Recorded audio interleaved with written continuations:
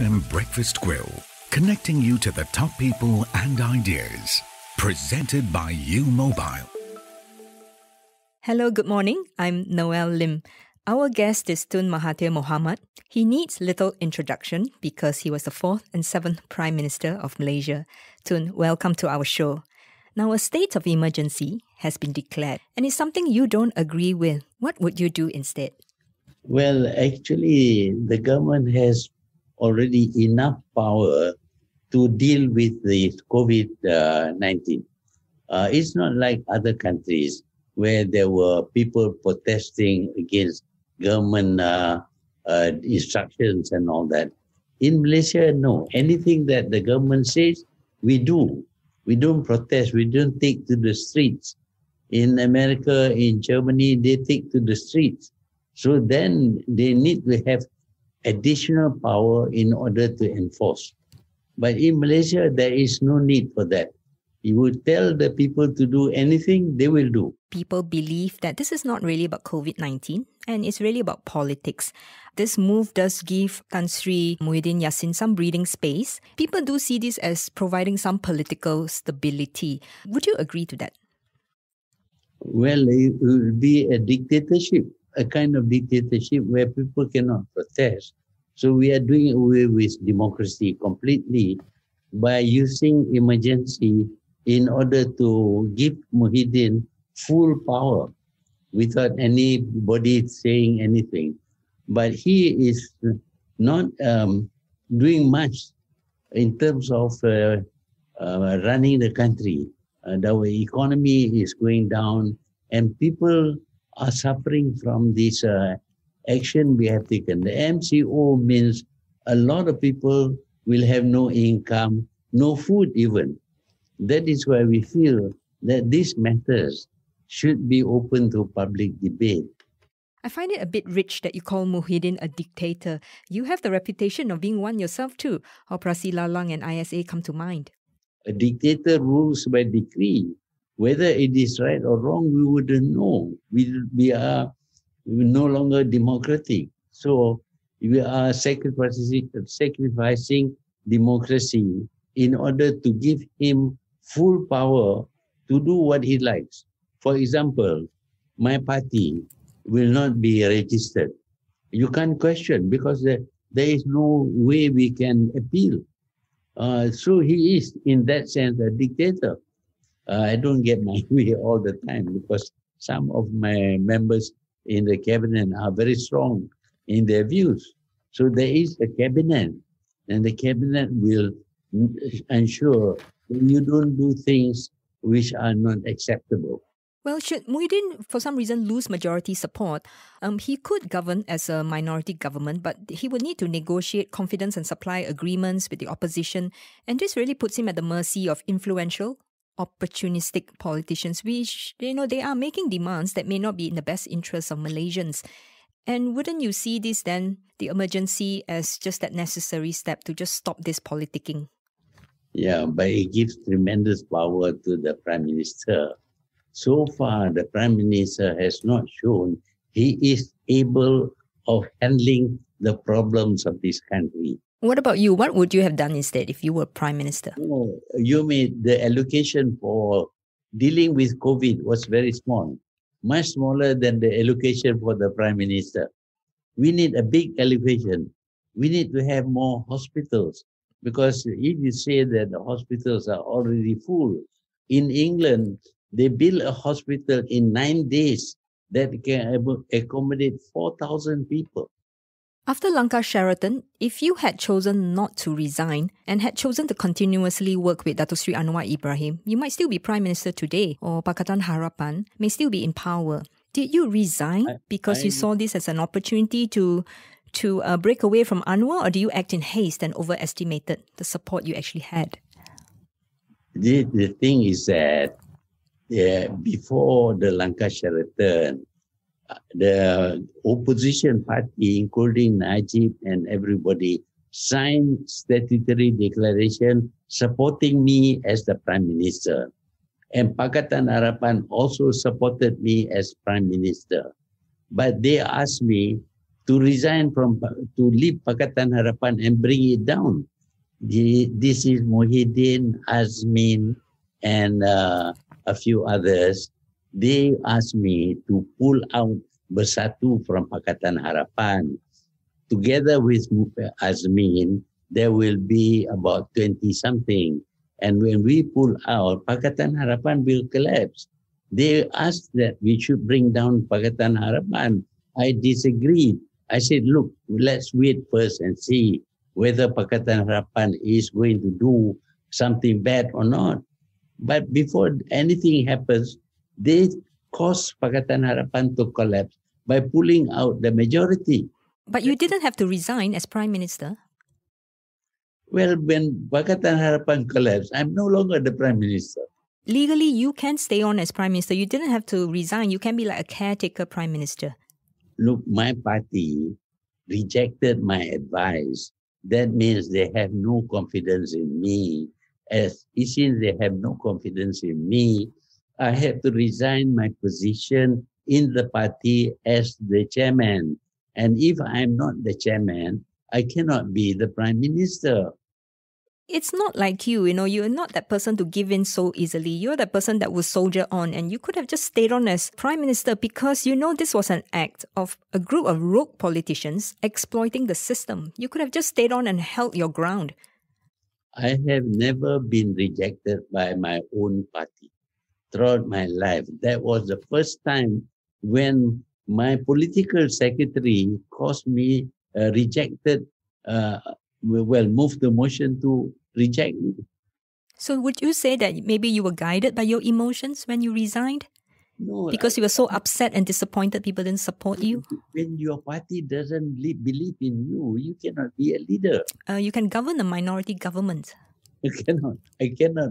Minority government cannot function. Every time you move something, they can always bring it down, oppose it, and you can't even enact any law. But you could have tried. By your sheer personality and your intellect, I'm sure you would have been able to convince MPs even on the opposition side to, go with you, even though on paper they are, with different parties. In my own party, I was a chairman, and the chairman is the highest ranking officer in my party. But my party rejected me. Why didn't you join PKR then? Oh no, I can't join PKR because that's a multiracial party. You don't stand for a multiracial party? No, I want to bring the Malays together so that they can support the opposition. If I hadn't formed Persatu, the opposition will be multiracial and will never win. They tried many times, they lost. I brought in some Malays to support them, then they won. Here is, I think, where Malaysia needs to have a paradigm shift. We need people like you to move that country to start thinking that it's not just about Malay support. It is about Malaysia for Malaysians. When I do something for the Malays, it is meant for the whole country. It's meant for everybody because we have great disparity in terms of wealth between Malays and other races. There will be conflict. This is historical. In many countries, because of the disparity in wealth between rich and poor, there have been revolution, even people being killed. I want to avoid that. I want to reduce the disparity between Malays and Chinese and Indians. But there are also poor Chinese and many poor Indians. Yeah, but they have been looked after. Well, I think that's debatable, whether they've been looked after. A study in this country, all races have done well. And the Chinese, because they are very able, they are their civilization is 6,000 years old. And they have survived anywhere they go. They can survive on their own. They came here as coolies. But today, they are not coolies anymore because they have that capacity. But the Malays don't have that capacity. And maybe it's because we keep telling them they don't have the capacity. And I have to say, you do say that quite often. That's part of the problem. When you don't admit the truth, you can solve a problem. During my time, I sent a lot of them to study abroad. And they have come back. And they are qualified. They have improved their capacity But there are so many of them in the rural areas who are very poor. All these things are problems, social problems. Yeah, I think we are not denying the fact that we need to help the poor, but the race argument should be taken out. So it's about poor, whether you're poor, Malay, Indian, Chinese. If you're poor, we need to give you that support.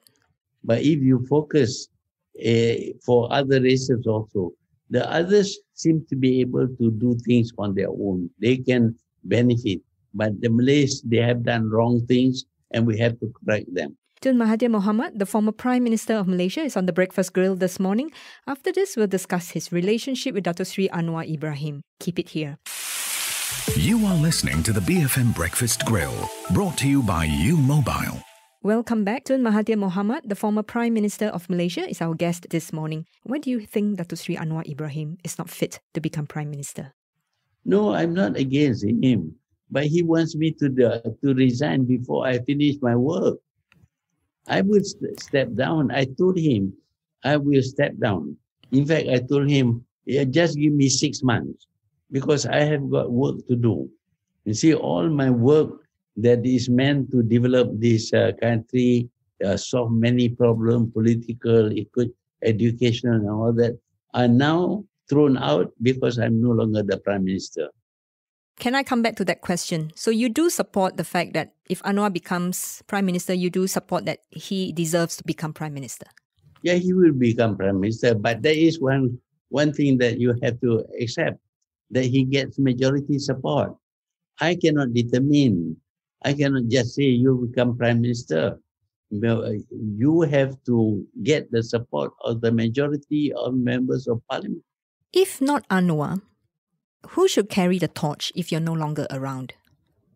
Parliament can determine. There are many people that want to be Prime Minister. I don't want to name them. A lot of people have got ambition to become Prime Minister. Do you think who is most promising? If I tell you that, then I'll be naming names. Well, in your mind, surely you must have a candidate that you think is deserving of leading this country. Few people who are very interested in becoming Prime Minister. I think a lot of people are interested in becoming PM, but who in your eyes is most capable to take this on? No, I cannot say that because when I say, it becomes a controversy. So you obviously must have a controversial name in mind? No, I think the people can make their own decision. At this moment, only Parliament can decide. Parliament, even if the Agong appoints a Prime Minister, he goes to Parliament and the Parliament rejects him, he will not be the Prime Minister because he cannot form a government if you don't have the majority. Every time you want to pass a law, it will be rejected by the majority. There can be no government that is a minority. You must have minority plus for you can function. Why, in your mind, is Shafee Apdal potentially a better Prime Minister than Anwar? Well, this is the feeling of Guan Eng, of DAP. Anwar doesn't want me to be there at all. But if I'm not there, the Malays will not support Pakatan Harapan. And he will not be able to continue as Prime Minister. And why would the Malays not support Anwar? Well, they don't think he is pro-Malay. And that's because that's a messaging that they are constantly being brainwashed by politicians like yourself and UMNO. No, because he brainwashed a lot of people. He was from UMNO before, but he had to leave UMNO. And then he formed multiracial party because he couldn't get Malay support. When he couldn't get Malay support, he thought he could get Chinese and Indian support by forming a multiracial party. And then he started saying that Malays are racist, that UMNO is racist. And this, of course, didn't make him popular with the Malays. The sentiment is that if Anwar becomes PM, the path for your son, Mukhris, is less clear. Whereas if Shafee is PM, there's a better chance that your son will become DPM and have a shot of becoming PM one day. What's your response to that? During the time when I was Prime Minister, I didn't even allow my children to join UMNO even. They have to fight their own fight. Only after I step down, they able to join UMNO and take part in politics. I don't support my children. There is no nepotism. I'm against nepotism, even if it means sacrificing my own children. In the next GE, you will have to work with a major party. Pejuang has to work with a major party. Who is most promising? I will tell you, is very concerned about bribery and corruption. Today, whole governments can be bought, and who with money and bad intention can buy a government and govern this country. Just imagine a government of this country which is corrupt. And what will they do? They will be even more corrupt when they have power. This is what Pejuang is all about. We will not be able to form the government. We know we are a small party, but we want to fight to eradicate corruption. Is that bad? It's not bad, but you will have to work with a major party to be part of a major coalition in order to make the changes that you wish to see. The major party will have to work with us in order to form the government. Because in an election, it is most likely that neither the left nor the right, neither Pakatan Nasional nor Pakatan Harapan will get a clear majority. So if let's say UMNO comes into power and your condition would be the leaders, whoever is facing court charges, will have to step down first before you agree to work with them? Yes, they must. I will not work with people who are charged in court for crimes, whether they have been found guilty or not. These people know they are guilty. It would be a sad day when the whole world knows people have stolen money and the court says, no, they have not stolen. It will be a sad day for our judiciary. You've been added into the Counter-Extremism Project's list of top 20 most dangerous extremists around the world. In particular, I just want to highlight your comment claiming that Muslims have a right to be angry and kill millions of French people for massacres of the past. CEP considers your words are very meaningful because they carry weight as you are a respected leader in the Muslim world. It says there, an eye for an eye. If you kill a person, then you should be killed. That is the law in Islam. I'm just stating the law. And yet Muslims did not follow their own law. They were very accommodating. They practically make peace with France. Yeah, but that's the past. We're talking about the current future and your current comments. Why do you think that comment is warranted, killing French people? I mean, you're a trained doctor. The law is still the law even now. If we don't apply the law, it is our decision. For the Muslim, it is the Sharia law. They say, I have criticized the West. I have condemned them for supporting the Jews, even when the Jews committed wrong thing. And because of that, the West doesn't like me. Nobody else says that. But I say that even in the United Nations, I said that. I said, you are not fair. They're trying to find something to label me. And they label me as a terrorist. And they do. People like Blair, people like Bush declared war on Iraq. Today, what happens to Iraq? You see, they are the terrorists, not me. I didn't kill a single person. When I look back at your record as Prime Minister 2 times, I think you were outstanding in many regards. I think at one point, Malaysians are just proud to be Malaysians. But at the same time, there was a lot of damage under your watch. Corruption was tolerated. Proton and Malaysia Airlines were a mess. And ultimately not settling old scores with Anwar. I think many people feel let down by you, and me included. What do you hope would be your legacy? Yes, there is corruption, but not to the point where the Prime Minister is corrupt. Prime Minister stole money. Everybody knows. The Prime Minister stole billions of... Did I steal money? Did you steal money? I didn't steal 1 cent. You know, I give back my money. When I became Prime Minister, I insisted that the cabinet cuts their salary by 10%. You see, I give back my money. What do you hope will be your legacy? I don't care about my legacy. I don't care. I'm quite sure When I'm dead and gone, people will run me down and all that. It's not important. I'll be dead anyway. What legacy? Well, it's really an honor speaking with you. Thank you so much, and please stay well and healthy. That was student Dr. Mahathir Mohamad, former Prime Minister of Malaysia. I'm Noel Lim on BFM 89.9. The Breakfast Grill is brought to you by U Mobile, unleashing unlimited potential every day. Thank you for listening to this podcast. To find more great interviews, go to bfm.my or find us on iTunes. BFM 89.9, the business station.